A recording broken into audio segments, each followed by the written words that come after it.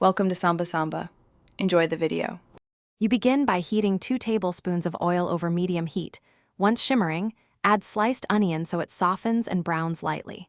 While it cooks, crush garlic and ginger and measure turmeric, chili, and coriander so you move quickly.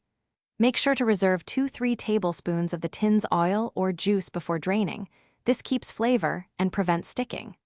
Once the onion is translucent and starting to caramelize, add the garlic and ginger so their aroma. Once the garlic and ginger have bloomed, sprinkle in turmeric, chili, and coriander, and toast them for 30 to 45 seconds so they release oils and flavor.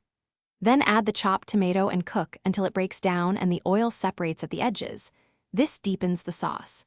After that, pour in half a cup of water or broth to loosen the mixture and bring it to a gentle simmer.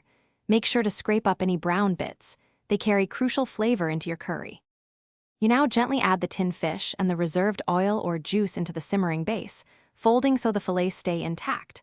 Once added, simmer 3 to 4 minutes just to warm through and let flavors marry. Make sure to taste and adjust salt and acidity.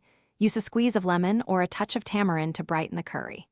If something goes wrong, too spicy or bitter, stir in 1 teaspoon sugar or 2 tablespoons coconut milk to balance immediately and reduce heat. Thanks for watching. Consider subscribing if we helped you.